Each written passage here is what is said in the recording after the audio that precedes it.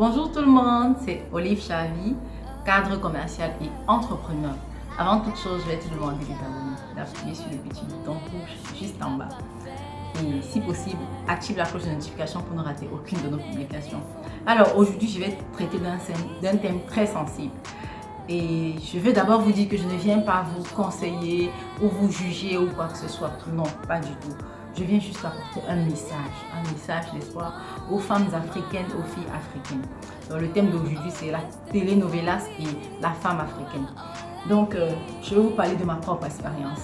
Avant, j'étais accro aux séries telenovelas. J'étais vraiment accro. J'ai passé le temps dès que je finis le boulot, je cours regarder une novelas. Même si quelqu'un m'invite dans ce laps de temps, je n'allais pas. Je passais tout mon temps uniquement à suivre les telenovelas et je perdais un temps fou. Jusqu'au jour où une de mes soeurs est venue à la maison, elle m'a dit ok, tu sais, il y a un de mes amis qui est venu avec de la marchandise et tout. Il a fait un ballot de friperie et j'aimerais qu'on y aille ensemble. J'ai refusé. Elle est partie et après elle a acheté en tri, elle allait revendre. Elle m'a dit regarde ce que ça m'a rapporté. Et le lendemain, ainsi de suite, j'ai dit mais en un mois, cette fille et moi on était assis ici à la maison. On ne faisait rien, on bavardait. Un mois plus tard, elle a eu un peu plus d'argent que moi. Et puis je me suis posé la question, qu'est-ce que la novelas m'apporte? Rien du tout. Qu'est-ce que ça m'apporte? Je n'ai rien vu de ce que ça m'apporte. J'ai décidé d'abandonner. Donc je veux dire à mes soeurs, d'abord en termes de temps, pour les novelas, il faut regarder pour se distraire, pour se divertir, mais pas pour en faire quelque chose que si je ne regarde pas ça, franchement, quelque chose va m'arriver. Donc il ne faut pas être accro aux telenovelas, premièrement. Et puis deuxièmement, il ne faut pas porter les histoires qui se passent là-bas pour les ramener dans la réalité.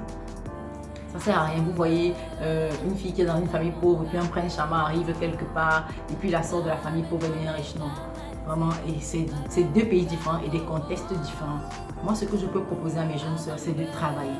Quand vous travaillez, vous avez de la valeur aux yeux d'un homme. Vous avez de la valeur à vos propres yeux. Vous pouvez faire ce que vous voulez avec votre argent. Vous pouvez décider d'acheter ce que vous voulez. Franchement, un homme vient juste en bonus. Et quand un homme va voir que vous vous battez, vous allez apporter de la valeur dans sa vie. Donc mes soeurs, je vous en prie, regardez la telenovelas pour vous distraire, pas pour porter les histoires qui sont là-bas et ramener dans la réalité. Parce que le prince charmant, excusez-moi, j'ai envie de dire qu'il n'existe pas. Il n'existe nulle part. Donc j'ai aussi envie de vous dire que, mes soeurs, il faut faire la différence entre la fiction et la réalité. Parce que ces histoires, c'est de la fiction. On a mis des acteurs ensemble, vous allez voir, ces acteurs, ils sont toujours très beaux, parfaits, bien habillés et tout. Les femmes, on les a triés sur le volet. Vous devez savoir que c'est une fiction. On a fait un casting pour avoir ces gens. Donc, je ne veux pas que mes soeurs se mettent en cœur que non, je vais acheter l'habit de Catalina, je vais acheter l'habit de tel, il faut que j'ai ce vêtement parce que tel le porte dans un film. C'est de la fiction.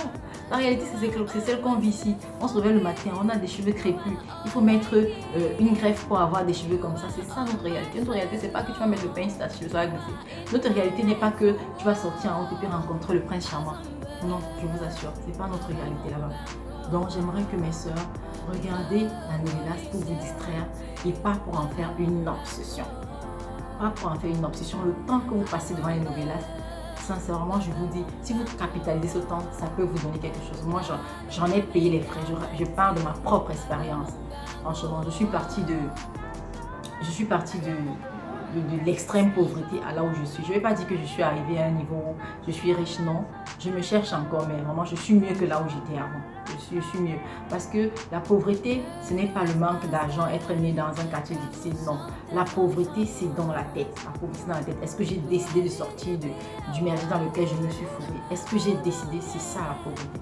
Donc, et je pense que novelas, c'est une des choses qui vous fait venir rester devant la télé, regarder, ça nous apporte en plus de la pauvreté dans notre vie. Regardons pour uniquement se distraire. Prenons ce qu'il y a de bon dedans. Il y a des séries, quand je regardais encore de là, j'ai vu les femmes, elles étaient extrêmement pauvres. Après, elles ont décidé de s'éduquer, de travailler, ainsi de suite, et elles sont devenues quelque chose. Voilà les exemples qu'il faut prendre. Mais le reste des exemples très charmants, franchement, moi, je vous apporte juste ce message, un message d'espoir pour sortir de ça. Si vous n'aviez pas vraiment conscience, sachez que c'est purement de la fiction. Et notre réalité africaine, elle est là, elle nous décaractérise. Comme d'habitude, laissez un commentaire si vous avez d'autres thèmes à nous proposer, si vous avez un savoir-faire pour ceux qui partagent avec nous. C'est une plateforme qui est faite pour tout le monde, donc venez, on on est en famille, on pourra le faire. Et comme je le dis souvent, ce ne sont pas seulement les plus intelligents qui réussissent, mais les plus audacieux. Tenez bon, n'abandonnez jamais. Olive Charles. Bye. Je reconnais, je suis pas parfait.